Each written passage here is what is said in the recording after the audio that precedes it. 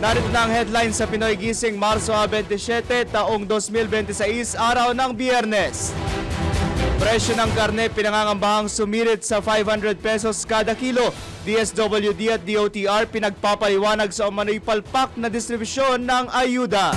Pinoy Gising! Mahigit 22 million liters ng imported diesel dumating na sa bansa. Pinoy Gising! ITR at iba pang records ni VP Sara at asawa nito pinasasabpina. Kampo ng pangalawang Pangulo posibleng magpasaklolo sa Korte Suprema. Pinoy Gising! Balita sa ibayong dagat, isang pampasaherong bus sa Bangladesh nahulog sa ilog. Mahigit 20 katao patay. Pinoy Gising! Balitang pampalakasan, Women's Olympic events lilimitahan lamang sa biological females ayon sa International Olympic Committee. Pinoy Gising! Sa ating segment, biglang binabaan ng employer ang sahod ng empleyado. Nako, bawal ito. Pinoy Gising! Totoo nga ba na kapag naging sigurado ka sa kanila, nawawala ang thrill na dati nilang gustong-gusto? Tara, let's prove it! Pinoy Gising! Samantala, PWDs makatatanggap ng 100,000 pesos na annual cash aid. Tara, alamin kung ito ay fact or fake. Medyo nag-iba tayo ng format ngayon. May pakaway-kaway dun, no? Ayan. Siguro, papaliwanag pa ba natin yung kanta? Hindi na siguro. Last Friday night, ayan. Mas masaya yan kung payday sana, no? Friday. Kasi makakapag-party tayo paggabi, di ba? Makakapag-KTV, ayan. Ayan.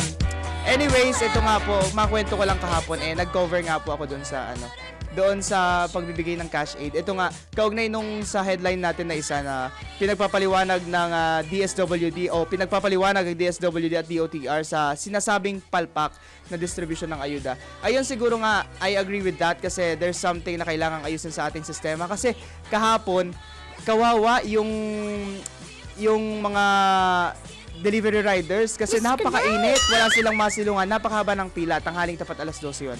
Tapos, kung makikita nyo sa Facebook page, siguro 2 kanto yung nilikuan ko bago matapos yung pila. So, napakahaba talaga. So, sana mas mapadali ng pamahalaan yung paraan ng pagbibigay ng ayuda para sa ating mga manggagawa, lalo-lalo na sa transport sector. Ayun, yun lang ang aking masasabi ngayon. Sa ngalan po ni, hahabol daw si Daryl Justin. Sa ngalan po ni Daryl Justin, ako po muna ang inyong makakasama sa loob ng 30 minutong balitaan, John Riz Galata. Pinoy Gising!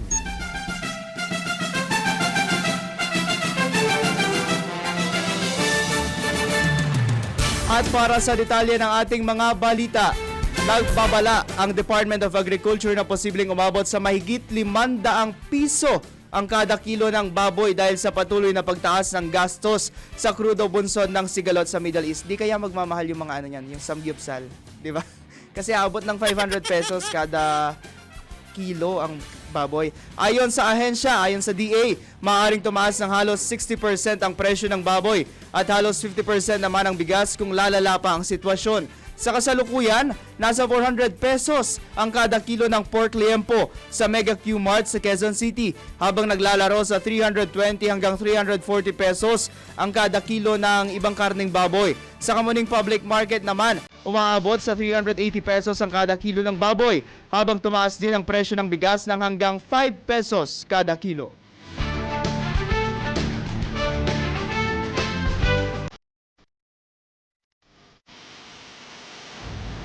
Pinagpapaliwanag ng mga senador ang Department of Social Welfare and Development at Department of Transportation ukol sa reklamo ng mga tsuper sa palpak na bigayan ng ayuda. Ito ay kasunod ng naging pagdinig ng Senate Protect Committee kung saan ipinaabot ni Manibela Chairman Marvel Buena ang sama ng loob na nakukuha ng mga tsuper na maghapong nakapila sa init at gutom, pero 21% lamang aniya ng mga tumungo sa payout centers ang nabigyan ng ayuda. Giit ni Valbuena, sa maghapon at tila panlilimos na ang mga driver para sa ayuda, nawala na rin sila ng kita at hindi pa nakapagserbisyo sa mga pasahero.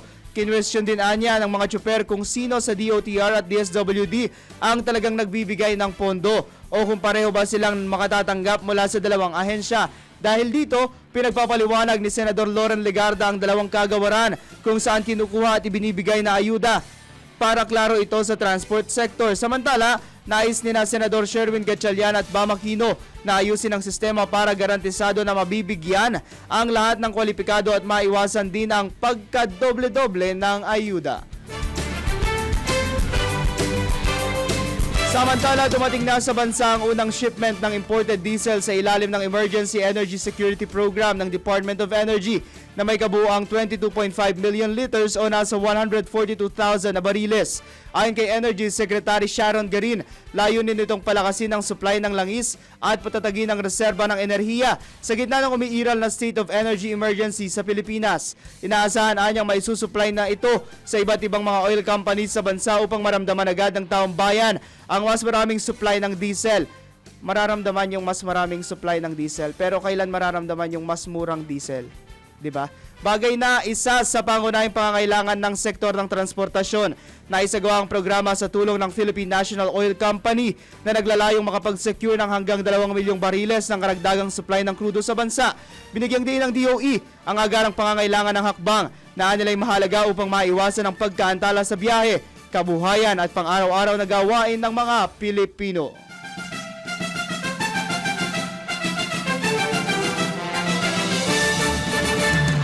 Samantala, pinakamaaga ng petsa para mailabas ang executive order ni Pangulong Ferdinand Marcos Jr. ukol sa pagsuspende o pagtapyas ng excise tax sa petrolyo ang Abril A12 o A13.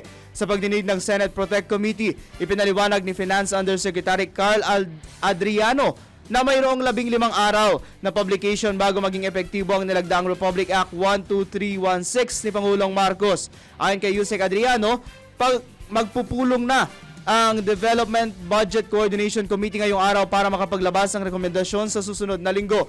Nabatid na una na rin sinabi ni na Senador Bam Aquino at Loren Legarda na dapat mabilis ang pagpapatupad ng naturang batas, gayong minabadali rin ng Malacanang ang Kongreso na ipasa ito.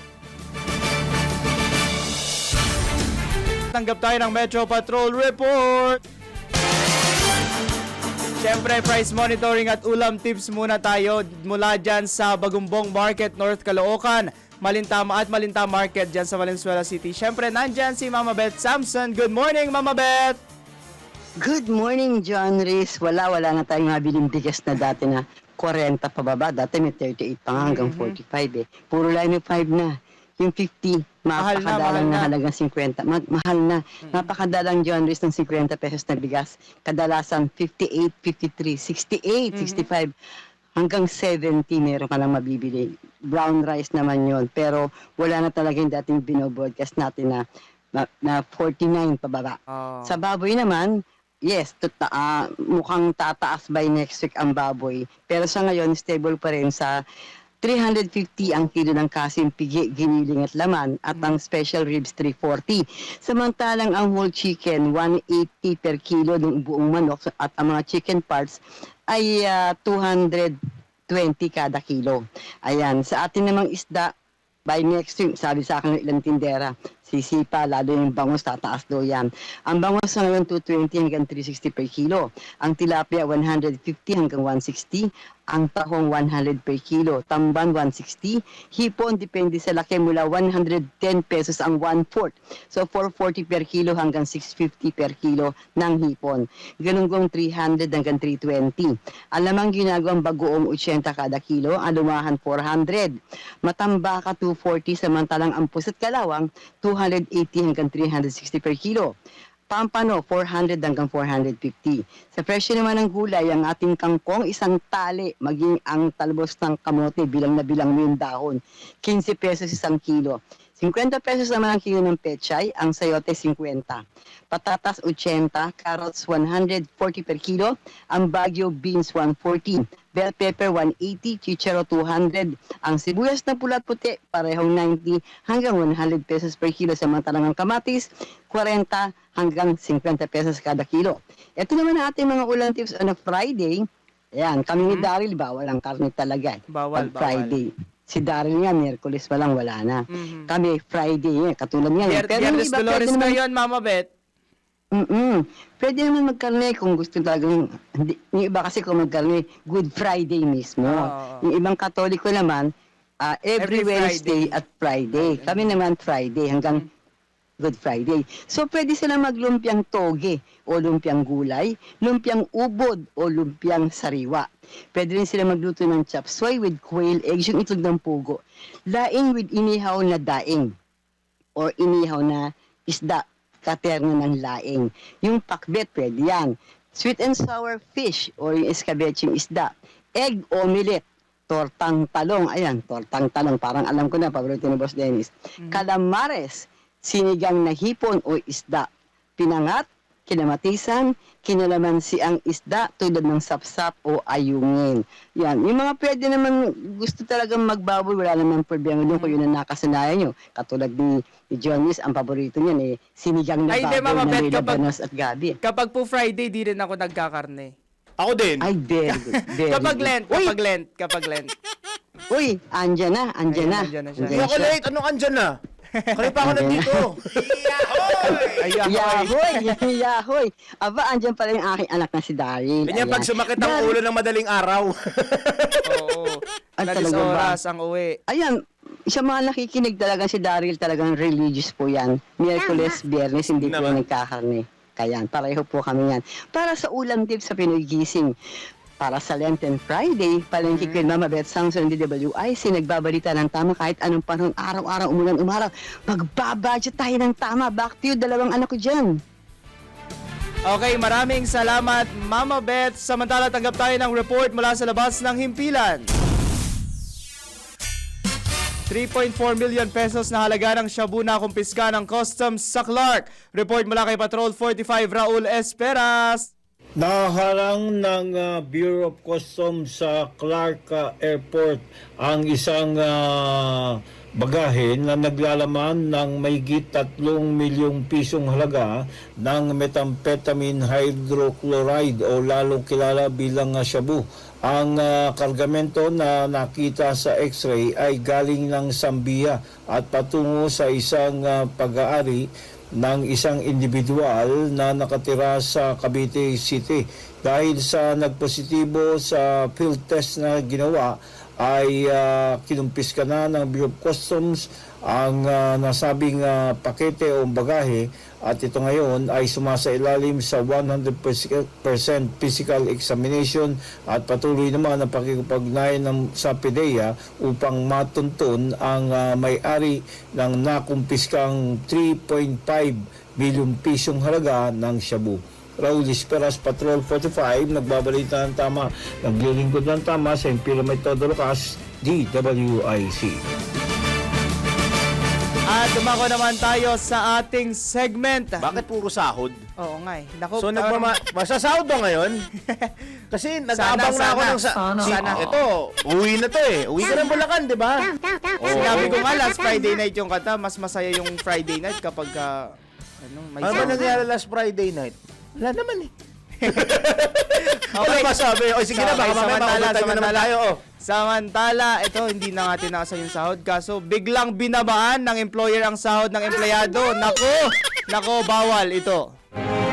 Alamin kung bawal o hindi. Dahil kung di mo alam to, kaso ang kakaharapin mo sa NBI. Nako, bawal ito.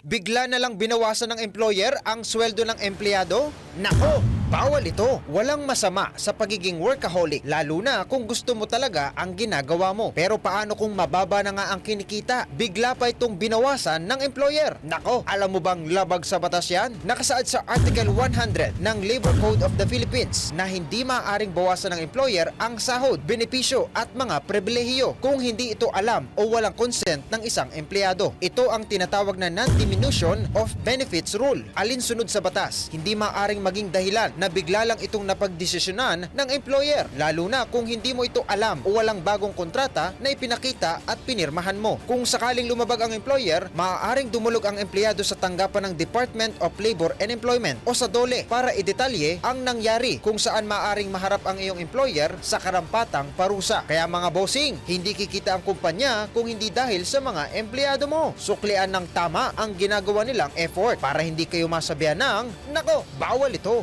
Pinoy Gising! At para sa balita sa mundo ng showbiz, Filipino casts bida sa animated film na Forgotten Island. Report mula kay Mima Anton. Mga latest na pinag-uusapan, mga latest na pinagchichismisan. Pinoy Gising! Showbiz Spotted!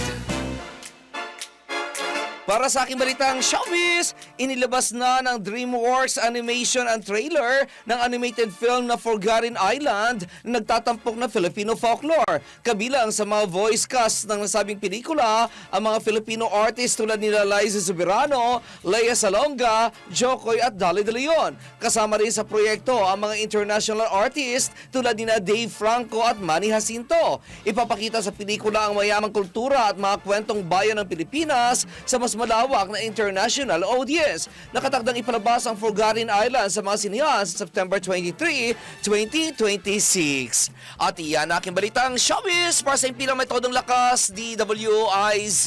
Ako si Anton, nagbabalita ng tama, naglilingkod ng tama. Pinoy Gising! At ilan lamang po yan sa mga balita Bakit namin ilan atid lang? sa... Meron pa, marami Meron pa. pa. Yan. Kasi alas 5 na. Oo. Ah. Sa loob ng 30 minutes na pagbabalita. Okay. Pina na po ng House Committee on Justice ang income tax returns o ITR at iba pang financial records ng mga negosyo ni Vice President Sara Duterte at asawang si Attorney Manasseh Carpio. Kasunod ito ng aligasyon sa questionableng yaman ng pangalawang Pangulo na nakapaloob sa mga impeachment complaints laban sa kanya. Partikular ang sinasabing 50 million pesos na gap sa pagitan ng pinagsamang sweldo ng Vice Presidente at ng kanyang idineklarang net worth. Ay kay House Justice Committee Chairperson Jervil Luistro at Committee Member Representative Terry Ridon, kabilang ang mga bank at business records ng mag-asawang Duterte Carpio sa mga tatalakay ng komite sa susunod na impeachment proceedings na gaganapin sa Abril 14. Samantala, kabilang naman sa ipapasampina ng komite mula sa Philippine Statistics Authority o PSA ang original copies ng mga birth, marriage at death records ng mga sinasabing benepisyaryong tumanggap ng confidential funds mula sa Office of the Vice President at Department of Education na pinamunuan din ng Vice Presidente. Pinoy Gising! Posibleng dumulog sa Korte Suprema ang kampo ni Vice President Sara Duterte para questionin ang kasalukuyang impeachment proceedings ng House Justice Committee kaugnay sa dalawang reklamong impeachment laban sa kanilang kliyente.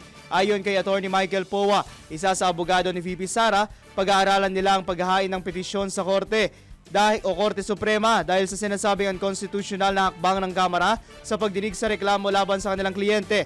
Bagamat hindi pa niya tiyak kung kailan nila ito isasampa, iginiit ng kampo ng pangalawang Pangulo na ang pag-issue ng subpoena, pagguha ng testimonya at paghingi ng mga dokumento tila bahagi na ng isang paglilitis, isang kapangyarihang para lamang sa Senado bilang impeachment court.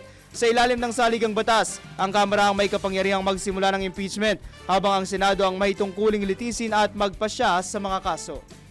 Pinoy Gising! Usaping agrikultura naman po, paigtingin po ng Department of Agriculture ang kanilang monitoring sa buong bansa upang matiyak na susunod ng mga retailer sa planong price cap na 50 pesos kada kilo ng imported rice. Ito'y kasunod ng ulat na umaabot na sa 55 pesos hanggang 60 pesos kada kilo ang presyo ng bigas sa ilang lugar. Ayon kay Agriculture Assistant Secretary Arnel de Mesa, ilalabas ng ahensya ang detalyadong guidelines matapos i-endorso ng National Price Coordinating Council ang panukalang price cap. Isasagawa rin mahigpit na pagbabantay katuwang ang Department of Trade and Industry o DTI at mga lokal na pamahalaan upang masiguro ang pagsunod sa tinakdang presyo. Gayunman, inaantabayanan pa po ng DA ang ilalabas na executive order na magsisilbing legal na batayan para ipatupad ang price cap kabilang ang petsa ng implementasyon at mga parusa sa mga lalabog. Pinoy Gising! Muling tiniyak ni Trade Secretary Cristina Roque na walang magiging paggalaw sa presyo ng mga basic necessities at prime commodities sa bansa. Ito ay kahit na magpatuloy ang pagtaas ng presyo ng mga produktong petrolyo bunsod ng nagpapatuloy ding sigalot sa Middle East. Ayon kay Secretary Roque, hindi kailangang magpanik ang publiko dahil nangako na rin ang mga manufacturer na hindi itataas ang presyo ng mga bilihin sa loob ng 2 buwan. Tiniyak din ng kalihim na patuloy nilang babantayan na ang merkado upang maiwasan ang anumang banta ng hoarding at mapanatili ang katatagan ng supply ng mga produkto. Nanganganib na sumirit hanggang 1,400 pesos hanggang aray ko, LPG lang, posibleng maging 1,700 pa. Yung below 1,000 nga na presyo, pasakit na sa mga Pilipino. Parang nung huli kami bumili, nasa 1,050 na nga eh. Kasi di ba nagbavari naman yung presyo, depende sa lugar at sa brand na bibilhin mo. Hanggang 1,700 pesos po ang kada 11 kilogram cylinder ng LPG sa mga susunod na linggo. Ito ang babala ni Regasco. Tropa pala natin to eh. Regasco President at dating LPGMA Party List Representative Arnel T. Kung hindi matitigil ang digmaan sa Middle East, ayon kay T, kung hindi masusolusyonan agad ang supply ng LPG sa bansa sa pamamagitan ng government-to-government procurement sa mga alternatibong pagkukunang LPG, walang magagawang industriya kundi itaas pa ang kanilang presyo. Aminado rin ang dating mambabatas na kahit pa may mga paparating silang order, hindi naman nila matitiyak kung hanggang kailan ang itatagal nito, lalo't pahirapan ang pagbili mula sa foreign suppliers dahil sa nagpapatuloy na kaguluhan sa Middle East. Ang worst scenario naman na nakikita ko is pataas ang presyo. Pero pagdating sa produkto, dahil this early, we have a 30 to 40 day inventory. It is enough time para doon sa aksyon ng Department of Energy na makipag-communicate sa Amerika, Russia, and Canada para kumuha ng produkto ron that can travel around 45 days ay nandito 45 to 60 days. So ibig sabihin, yung June requirement natin, kaya pong i-cover. Mataas nga lang ang presyo dahil sa layo ng pagkukunan. Pero yun na po ang pinaka-worst. Yung pagiging kakulangan ng produkto, yan po ay sinolusyonan na po ng industriya at ng gobyerno na siguraduhin may produkto. Yung presyo lang po talaga ang problema. Yan po ang tinig ni Regasco President Arnel T. sa panayam ng DWIZ.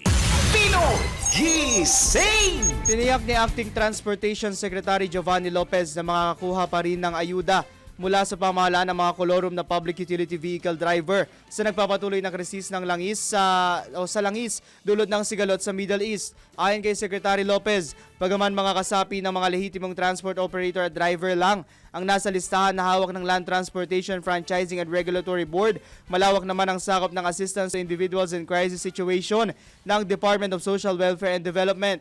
Dahil dito, sinabi ng kalihim na makikipag-ugnayan ng LTFRB sa DSWD upang masama rin ang mga kolorum na driver at operator.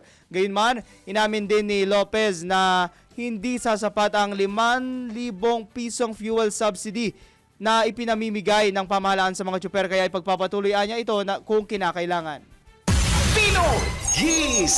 Ibinunyag naman po ni Laban TNVS President June De Leon na malaking porsyento ng mga Transport Network Vehicle Service Drivers ang hindi nabigyan ng ipinamamahaging ayuda ng pamahalaan. Partikular na tinutukoy ang mga tinatawag na temporary drivers o mga part-time drivers na may iba pang trabaho. Paliwanag ni De Leon, ito'y dahil pinifilter paanya ng mga transport network companies ang listahan ng mga benepisyaryo na ibinibigay sa Land Transportation Franchising and Regulatory Board. Yun po ang pagkakabanggit, no? Huwag i-filter ng mga TNCs, ibigay lahat. Hindi po ang DSW. Naintindihan po natin ang posisyon ng DSWD dyan dahil sila naman, taga-payout lang. Sila yung magbibigay ng ayuda. Kung sa listahan po nila, sabi na 27,000 ang nabigyan dito sa NCR. 65,000 ang supply cap ng supply natin dito sa NCR. Kung meron tayong 50,000 na drivers ngayon, dahil nag-open pa naman sila ng prangkisa, sabihin kulang, kung 40 to 50,000, laki pa rin ang nawawala.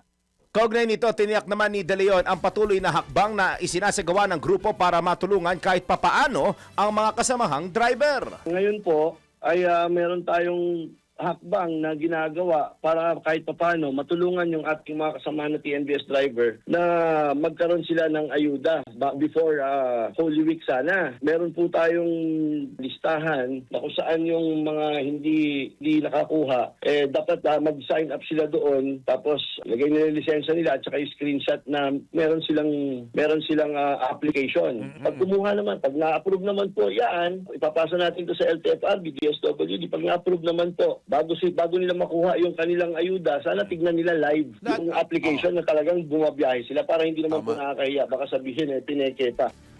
Saka bumabiyahe to. The mere fact na bumabiyahe itong mga to, ibig sabihin nangangailangan sila kung ano rin pangangailangan ng mga full-time na mga biyahe, mga tsuper o Driver, full-time drivers na naghahanap buhay sa pamamagitan ng TNVS. Yan po, narinig nyo kanina ang ni Dennis Antenor Jr. at ang tinig ni Laban TNVS President Jun De Leon sa panayam ng DWIZ.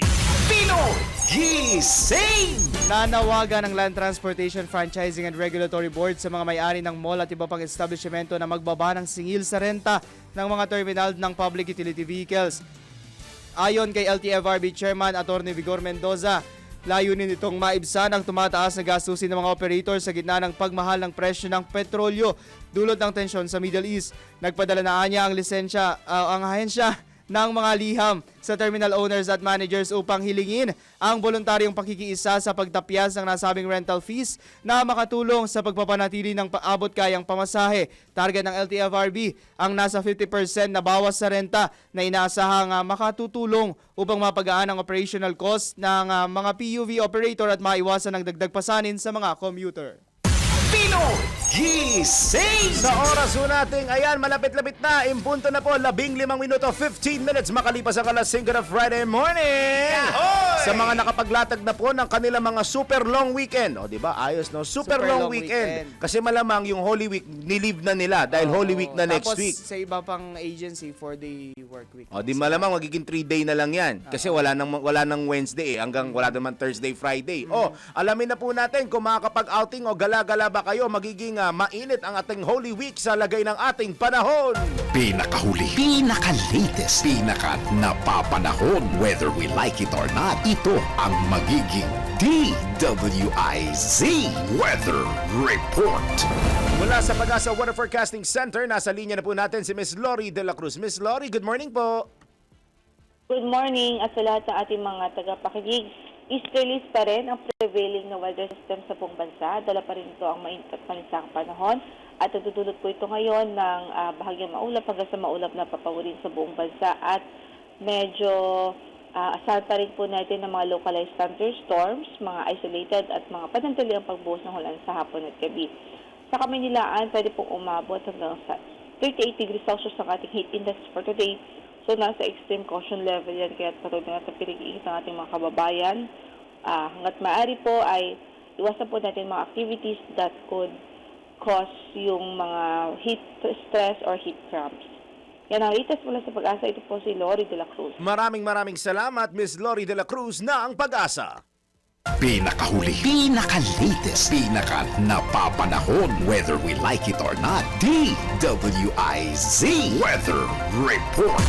Pinoy Gising! Sa iba pa natin mga tampok na balita po, winelcome ni Philippine Charity Sweepstakes Office o PCSO General Manager Melquiades Mel Robles ang pinakabagong partner nito na Meritcell Children's World Foundation Incorporated. Ito ay matapos ang pag-turnover ng 470,000 pesos na financial grant sa foundation sa ilalim ng Institutional Partnership Program o IPP ng ahensya. Isinagawa ang ceremonial turnover sa main office ng PCSO kung saan tinanggap ni Executive Director Lea Antonieta Lagmay ang pondo sa ngalan ng Meritcell Foundation. Layo ng financial aid na suportahan ang mga programa ng Meritcell na nagbibigay ng pangangalaga at proteksyon sa mga vulnerable children tulad ng mga ulila, mga inabandonang bata at survivors ng mga pang-aabuso. Kabilang sa popondohan ng budget ang proyekto ng foundation na Pag-asa Health and Healing na titiyak sa mga kinakailangang healthcare services para sa mga batang babae na inaalagaan ng institusyon. Pinoy Gising! Sa oras na alas 5:17, tanggap na tayong pag-uulat mula sa labas ng himpilan. Tatlong most wanted sa lungsod ng Baliwag, Bulacan, nasa kote ng PNP Baliwag. Report mula kay Kuyang Luby Angeles. Tatlong most wanted person ang nahuli ng Baliwag. Nako, mukhang nawala. Ito ay Balikan na lang natin mamaya. Balikan natin mamaya si Kuyang Louie Angeles. Samantala, dako muna tayo dyan sa Kamanava. Nabotas ipinagmalaki ang tagumpay ng mga magulang na nagtapos sa Project Apat at Food for the Hungry. Report mula kay Mama Beth Samson.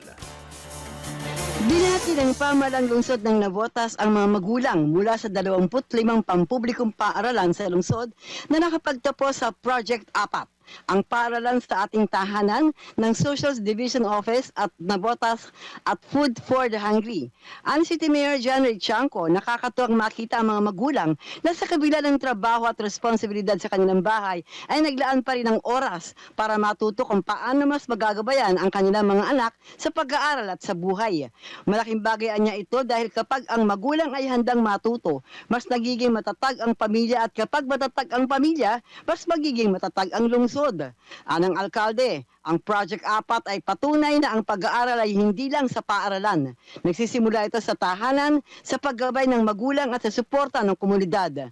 Muling binati ni Chanco ang lahat na nagtapos sa P4S, pagsasanay sa pagiging magulang tungo sa pinagpalang pamilya, sa mga guro, school leaders at education stakeholders at patuloy sanang suportahan ang mga ganitong programa dahil walang batang dapat maiwan kung sama-samang kumikilos.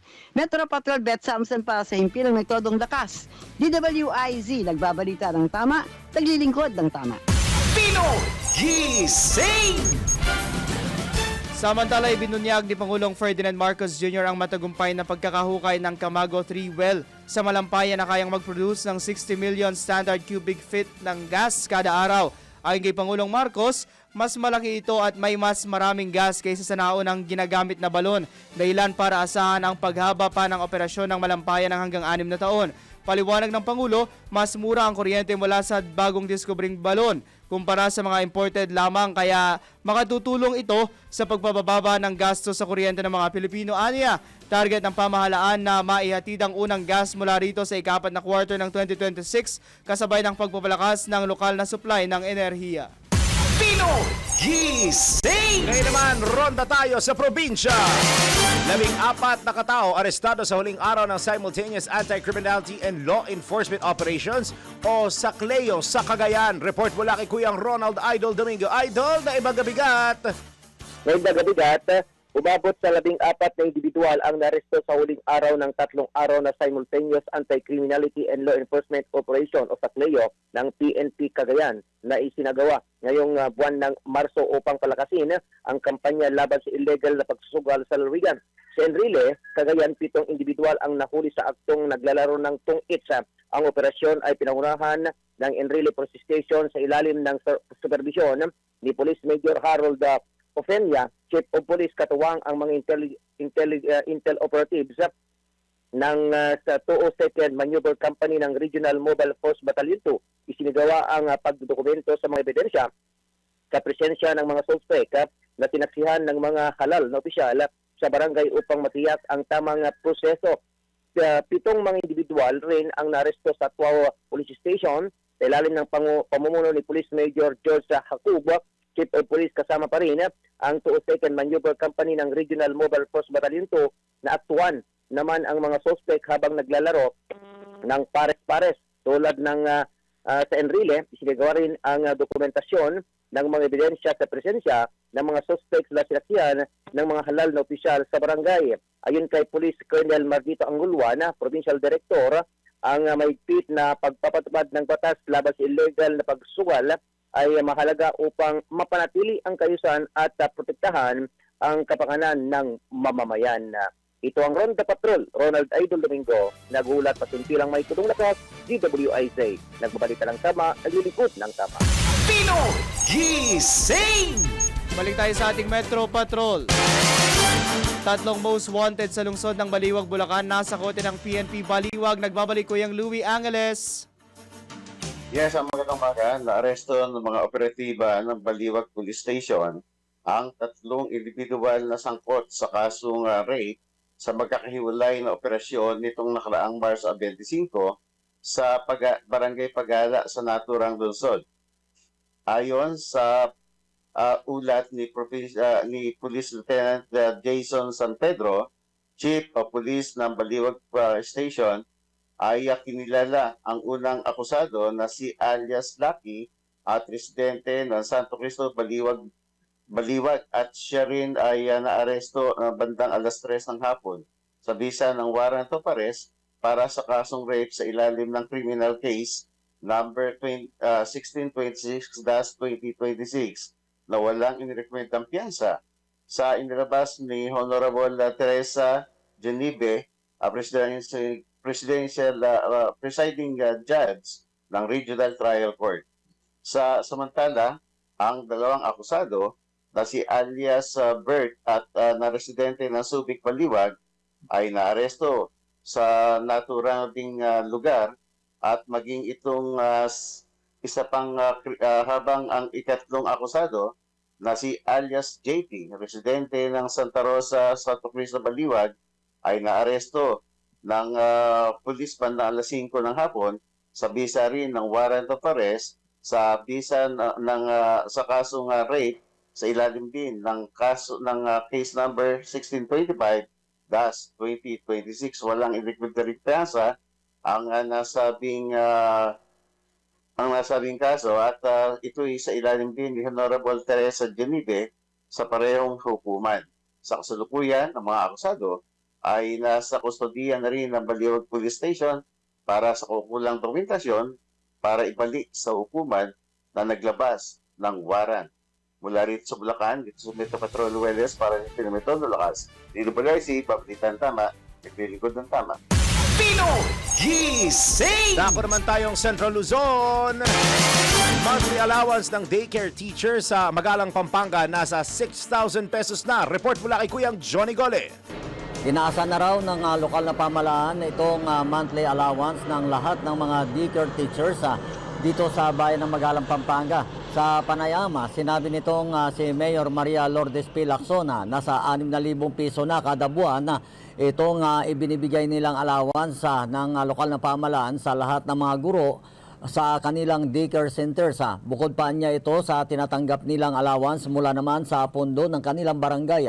Sa katatapos na graduation ceremony na dinaluhan itong si Mayor Lacson na ginanap sa People's Gym, sinabi niya na kanyang prioridad itong pagpapaangat sa antas ng edukasyon. Kaya naman patuloy ang pagbibigay ng suporta ng kanyang administrasyon para dito sa daycare teachers na itinuturing na pangalawang nanay ng mga bata. Masayang ibinabalita ng alkalde na may tig 2 milyong pisong pondong inilaan itong si Pampanga 1st District Representative Carmelo Pogi Lasatin Jr. Para gamitin sa pagpakukumpuni at pagpapatayo ng mga daycare centers facilities sa Ugosali para maging maayos at maliwalas ang makapagturo itong mga guro at mismo ang mga bata kasama ang kanilang mga nanay kapag may maayos na pasilidad. Ayon naman dito kay San Nicolas First Barangay Captain Fernando Wangyo David, nasa 5,000 naman piso kada buwan ang ibinibigay niya na allowance sa kanyang daycare teacher. Bagamat itinuturing silang mga volunteers, teachers ay obligado umano silang paglaanan ito ng pondo base sa kautusan naman ng Local Government Code of the Philippines o itong Republic Act 7160. Bawat daycare facilities ay may sariling kitchen at kagamitan dahil regularan niya yung isinasagawang feeding activities katulong itong mga nanay at guro para matiyak na maayos na nakakakain itong mga bata habang sa kanilang paaralan.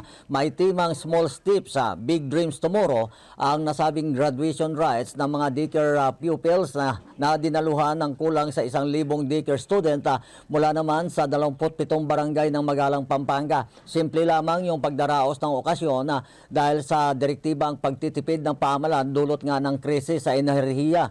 Ilang mga punong barangay ang dumalo sa nasabing okasyon. Mula dito sa lalawigan ng Pampanga, ito si Central Luzon Patrol, Johnny Gole, para sa Impila May Todo Lakas DWIC. Nagbabalita ng tama, naglilingkod ng tama. Pinoy Gising! Standby po muna. Philippine Standard Time. Hi! Pinoy Gising na! Wakey na. Tuloy-tuloy ang mga balita natin sa Pinoy Gising sa DWIZ at Aliw Channel 23 sa oras sa alas 5:31 na ng Friday morning. Balik po tayo sa ating mga Metro Patrol. 2 arestado sa bayan ng Pandibulacan para sa grave threats, illegal na baril at droga. Nagbabalik si Kuyang Louie Angeles.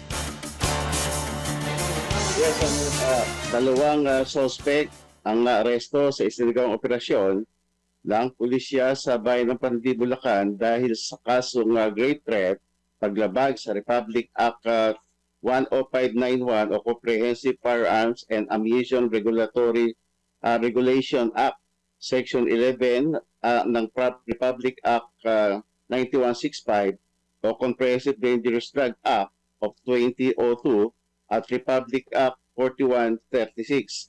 Ayon kay Police Colonel Nelson Sardin, Hepe ng Pandy Municipal Police Station, naganap ang insidente nitong nakaraang March 24, bandang alas 9:15 ng gabi sa Pandy Residence 3, Barangay Mapulang Lupa. Kinilala ang biktima na si alias Rag at residente ng Pandy, Bulacan. Ang mga suspect ay kinilalang isa pang suspect ay kinilalang si alias Ron ay kapwa residente ng nasabi ding lugar. Nagsimula ang insidente nang makasalubong ng biktima ang dalawang suspect na sakay ng motorsiklo na umunoy nagmamaneho na mapanganib nang wala silang kumprentahin ay isa ay na suspect na si alias Ron na umani bumunot ng baril at tinutukan ang biktima kasabay ng pagbabanta bago tumakas. Agad itong nireport ng biktima sa pulisya na naging dahilan ng agarang pagka-aresto at ito naman ay na-recover naman sa kanila mula sa mga suspect ang isang itim na Honda CPX, maging itong na motorsiklo at isang Glock caliber 45 pistol na may magazine. Naglalaman din ng 13 bala, dalawang 2 sachet transparent plastic sachet na naglalaman ng hinilang shabu na may tinatayang bigat na 10 gramo nagkakalaga na 68,000. Gayun din ang iba pang mga personal na gamit tulad ng sunglasses, case, digital copy at ng driver license. Ang mga na-arrestong suspect ay kaukulang nasa kustodiya ng pulisya habang nakipag-ugnayan na rin sa Department of Justice at Philippine Drug Enforcement Agency. Mula rito sa Bulacan, ito si Metro Patrol Lueles para sa Kilometro de Lakas. DWIC, Babalitan Tama, naglilingkod ng tama. Pinoy Gising! Balik tayo sa Kamanava. District Director ng Northern Police District, ibinalita ang sunod-sunod na tagumpay laban sa krimen. Report mula kay Kuyang Danny Cruz. Sa ilalim ng istriktong pamumuno ni Police Brigadier General Christopher de la Cruz, Direktor ng Northern Police District, nagtala ng mga accomplishment ang kapulisyahan sa kanilang kampanya laban sa lahat ng anyo ng kriminalidad mula Enero hanggang Marso 15, 2026. Binigyan din ni General de la Cruz ng mga resultang ito'y bunga ng pinalakas na presensya ng pulisya sa kalsada at mas pinaigting na intelligence operation sa lungsod ng Caloocan, Malabon, Navotas at Valenzuela. Sa direktiba ng General, nagsagawa ang NPD ng 328 operasyon na nagresulta sa pagkakadakip ng 345 sospek kung saan nasamsam ang tinatayang halos 6 na milyong pisong halaga ng iligal na droga, kabilang ang gramo ng shabu, marijuana, kos at liquid marijuana cartridge. Sa kampanya laban sa iligal na sugal at wanted person, hindi rin tinantanan ng Northern Police District ang mga iligal na pasugalan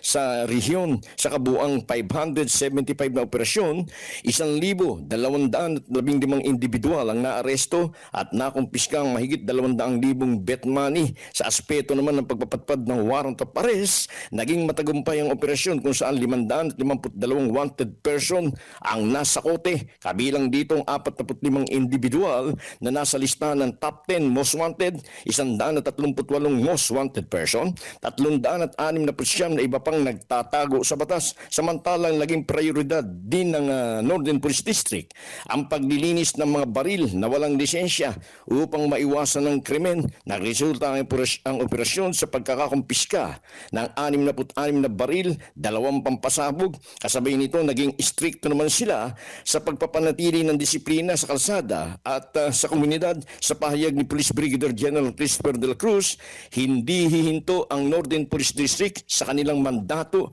na panatiliing ligtas ang publiko. Anya ang mga numerong ito'y patunay ng dedikasyon ng kanyang mga tauhan. Sinabi nito na patuloy nilang lilinisin ang lugar ng Kamanaba laban sa droga at kriminalidad upang makatulog ng mahimbing ang ating mga kababayan. Metro Patrol Danny Cruz, nag-uulat sa impilang may todong lakas. DWIC, nagbabalita ng tama, naglilingkod ng tama. Pino Gising! Samantala, dako naman tayo sa Calabarzon. 5 kilometrong Lipa Padre Garcia Bypass Road sa Batangas. Aber, binuksan na po sa publiko. Report mula kay Kuyang Arman Cambe. Kuyang Arman, good morning! Good morning, Kuya Daryl at Kuya John Chris. Binuksan na kahapon at pwede nang madaanan ng mga motorista 5 kilometro Lipa City, Padre Garcia Bypass Road sa Batangas. Pinangunahan ni DPWH Secretary Vince Dizon ang cutting of ribbons kasama sina Secretary Ralph Recto, Senator Sani Angara, Rex Gatchalian at iba pang government officials. Dinaluhan din na okasyon ni DPWH Assistant Regional Director Engineer Andrew Mulano at Region 4 Director Engineer Carol Pastrana. Layunin ng proyekto na pabilisin ang biyahe sa naturang lugar at tapusin na ang matinding trapiko sa Lipa City patungo sa Papambayan sa Hilaga ng Batangas. Arman Cambe mula Calabarzon, nagulat pa simpina may todo lakas. DWIC nagbabalita ng tama, naglilingkod ng tama. Pino Gising! Dako tayo sa Hilagang Luzon. Cleanup drive inilunsad sa Chico River sa Piat, Cagayan. Report mula kay Kuyang Ronald Idol Domingo. Nagsagawa ng clean-up drive activity ang mga tauhan ng Piat Police Station sa kabahan ng Chico River, Barangay Santa Barbara, Piat, Cagayan bilang pagkikiisa sa pagdiriwang ng World Water Day at Women's Month nitong Marso. Pinangunahan ni Police Lieutenant Aida Pabeliara, Operation PCO, katuwang ang mga tauhan ng Fort Maneuver Company ng Provincial Mobile Force Company na pinamunuan ni Police Lieutenant Frederick Matiasa. Nakibahagi rin ang Bureau of Fire Protection, PIAT at mga Barangay Peacekeeping Action Team o BIPAT ng Barangay Santa Barbara. Ang nasabing aktibidad ay isinagawa sa pakipagtulungan ng Sure Kamsuko na naglalayong isulong ang pangangalaga sa kalikasan at mapanatili ang kalinisan ng Chico River bilang isa sa mahalagang likas na yaman ng komunidad.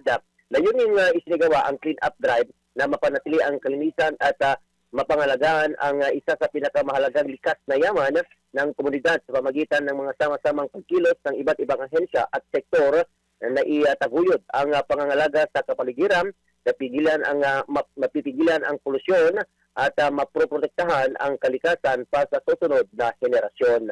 Ito ang Ronda Patrol, Ronald Idol Domingo, nagulat pa simpilang may tudong lakas, DWIC. Nagbabalita ng tama, naglilingkod ng tama.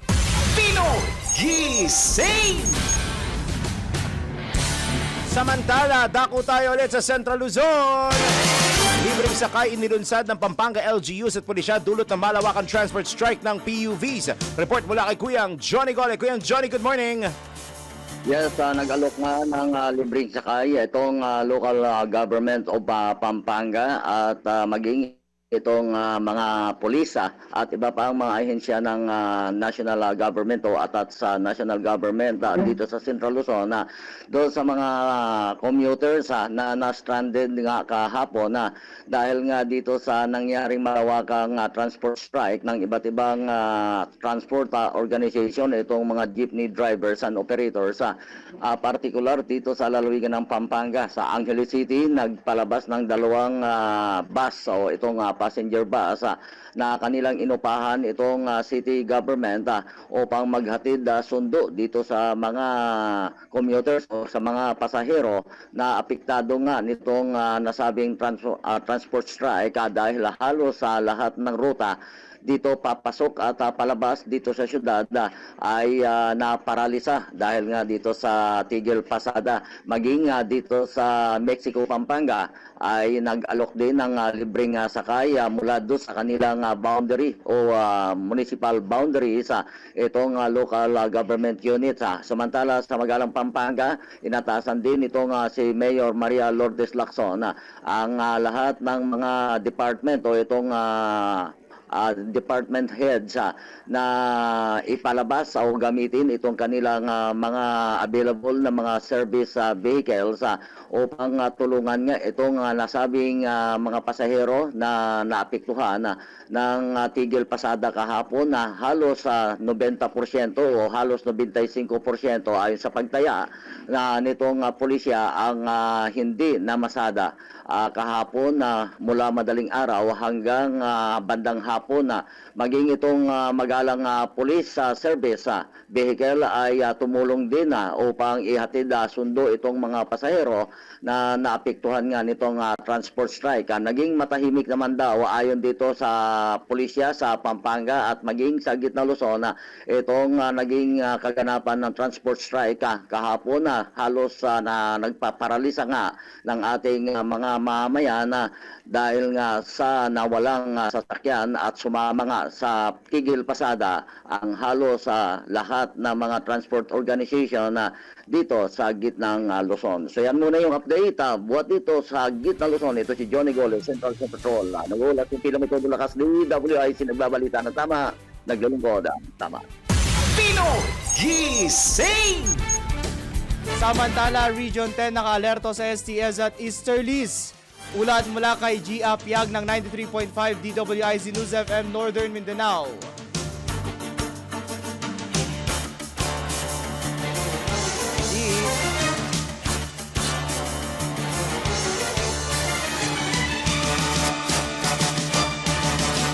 Hindi kampante ang Office of Civil Defense Region 10 matapos ilabas ang babala laban sa posibleng pagbaha at pagguho ng lupa sa Hilagang Mindanao. Bunsod ito ng pagpasok ng severe tropical storm na sinabayan pa ng mainit na hanging easterlies na nagdadala ng bugso ng ulan sa Misamis Oriental, Misamis Occidental, Bukidnon, Camiguin at Lanao del Norte. Partikular na binantayan ang mga bulubunduking bahagi ng Bukidnon para sa landslides at mga low-lying areas para sa flash floods. Git ng pamahalaan, preemptive evacuation ang susi para sa zero casualty. Mula dito sa 93.5 DWIC News FM, Cagayan de Oro, Northern Mindanao, G. Apiag nagbabalita ng tama, naglilingkod ng tama. Pino Gising! Samantala, nagsagawa ng libreng medical at dental mission ang Philippine Charity Sweepstakes Office, katubang ang Light Rail Transit Authority sa LRT2 Araneta Center, Cubao Station nitong March 17, 2026 bilang bahagi ng pagdiriwang ng National Women's Month. Umabot sa 168 na pasyente, kabilang ang mga commuter at empleyado ang nabigyan ng libreng serbisyong medikal at dental. Pinangunahan ang nasabing aktibidad ni Dr. Rowel Aparato kasama ang mga nurse at dentista mula sa PCSO Medical Services Department, katuwang ang mga medical personnel ng LRTA. Nagpasalamat naman si LRTA Administrator Attorney Hernando Cabrera sa PCSO sa pagpapadala ng medical mission sa isang transport hub at binigyang diin ang kahalagahan ng pagpapalapit ng serbisyong pangkalusugan sa mga commuter at frontline workers. Ayon sa PCSO, bahagi ito ng kanilang patuloy na layunin na maghatid ng people-centered programs lampas sa kanilang tradisyonal na mandato. 12 minuto bago mag-alas 6 ng umaga, tanggap pa tayo ng pag-uulat mula sa lalawigan. Isang miyembro ng rebeldeng grupo patay sa engkwentro sa Donsol, Sorsogon. Report mula kay Kuyang Melvin Machado. Patay ang isang miyembro ng Communist Terrorist Group na kinilala ng mga otoridad na si Jason Mostoles alias Justin. Jake na kabilang sa 7 miyembro ng rebelding grupo na nakaengkwentro ng mga tauhan ng 31st Infantry Charles Battalion Philippine Army sa Barangay Juan Andre Donsol, Sorsogon nitong nakarang Miyerkules, Marso 25 kasalukuyang taon. Ang naturang grupo ay bahagi umano ng Independent Platoon ng Bicol Regional Party Committee. Nangyaring engkwentro matapos rumisponde ang mga sundalo matapos makatanggap ng sumbong mula sa mga residente ukol sa presensya ng naturang mga rebelde. Na-recover ang militar ang isang mataas na kalibre ng baril at ilang kagamitang pandigma. Patuloy naman ang panawagan ni Lieutenant Colonel Cliff Chester de Ocampo, commanding officer ng 31st Infantry Battalion sa mga natitirang rebelde na magbalik loob na sa pamahalaan. Patuloy naman ang operasyon ng Philippine Army upang tiyakin ang seguridad sa komunidad. Ito ang Ronda Patrol, Melvin Machado para sa Impilang May Todong Lakas, DWIZ. Nagbabalita ng tama, naglilingkod ng tama. Pino Gising! Dako naman tayo sa Mindanao. Sa sa records ng mga Duterte fishing expedition ayon kay CDO First District Representative Rufus Rodriguez. Mula po ulit sa 93.5 DWIZ News FM Northern Mindanao. Report ni G. Apiag. Binatikos ni Cagayan de Oro Representative Rufus Rodriguez ang House Committee on Justice matapos ungkatin ang buong financial picture ni Vice President Sara Duterte na tinawag niyang isang malaking fishing expedition.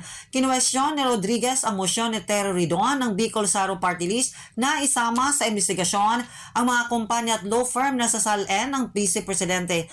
Dinipensa naman ni Ridon, kailangan ng mga dokumento mula sa SEC tulad ng financial statements upang maberipika kung ang paglaki ng net worth ni VP Sara ay galing ba sa kanyang mga negosyo at law firm gaya ng sinasabi ng kanyang mga taga-suporta.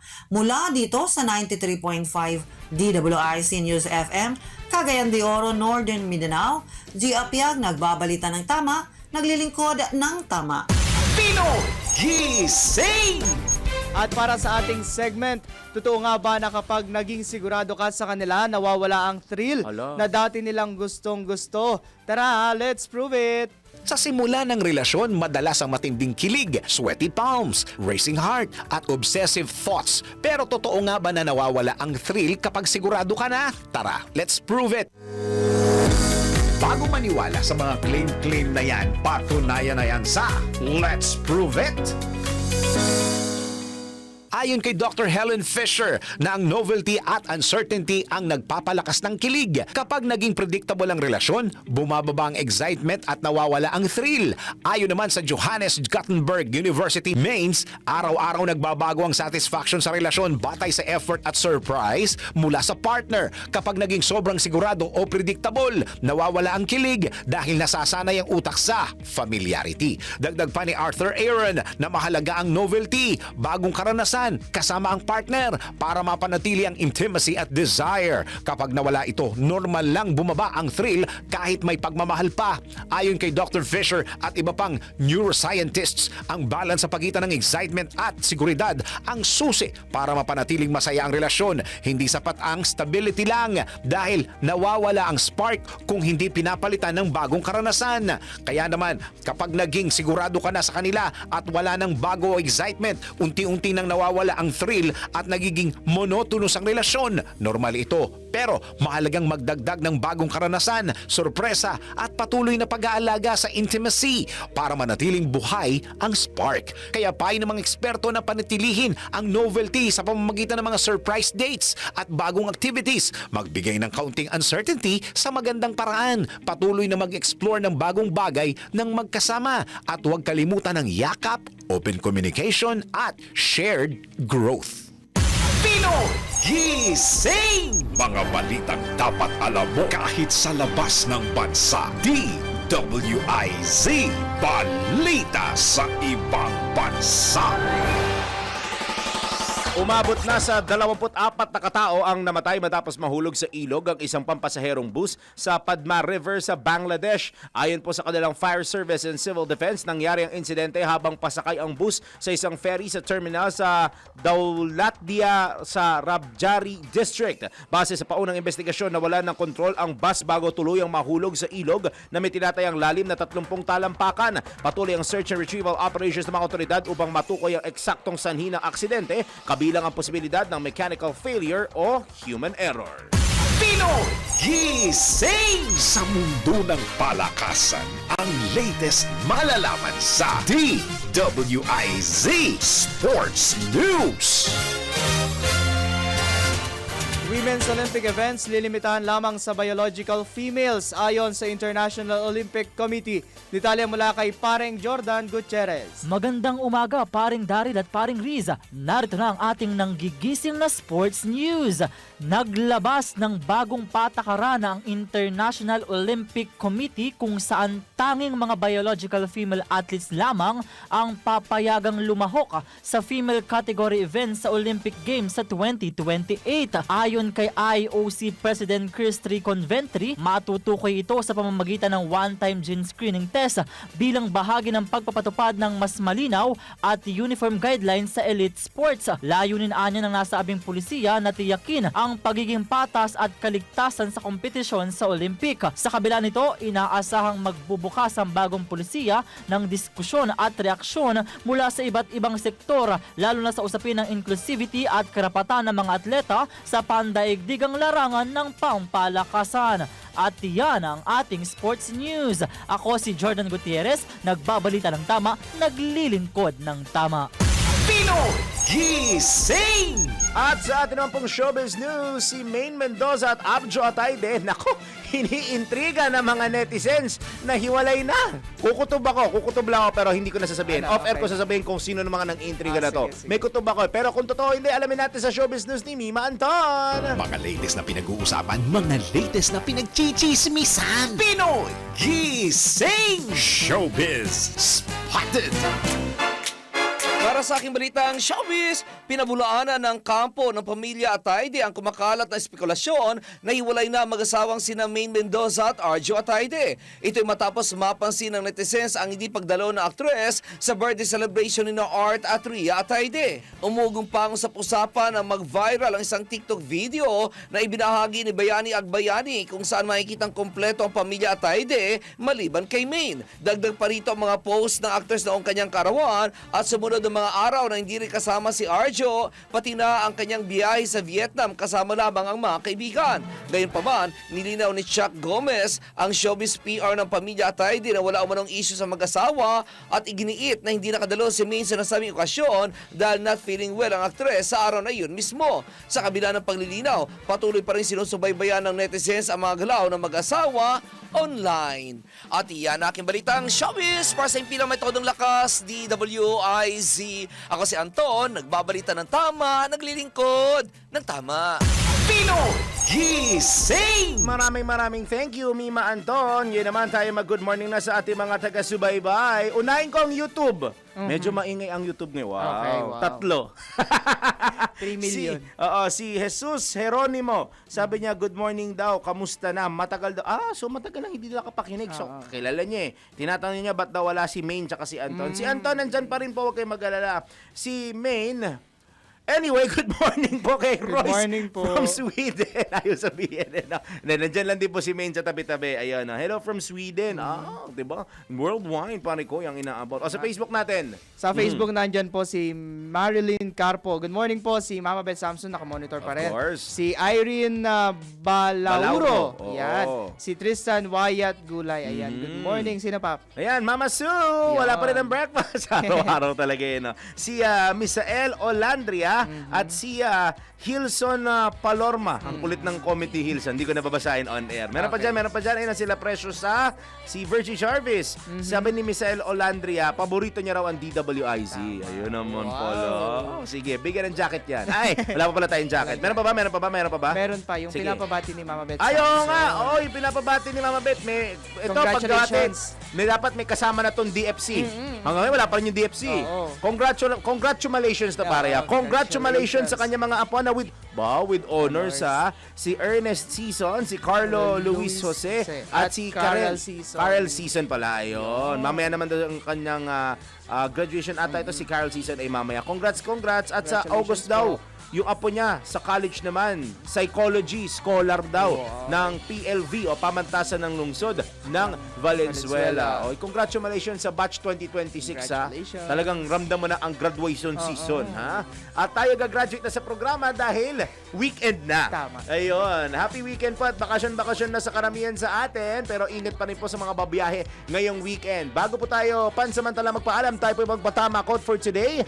Manatiling mabait pero huwag magpapaapi. Ayun. Ngayaan nyo nang si Lord ang gusto mong ang gumanti sa kanila kung hindi sila very good sa May inyo. uso ngayon sabi nila, may balik yan. Oo, tama. May balik yan. Kaya karma, karma, karma.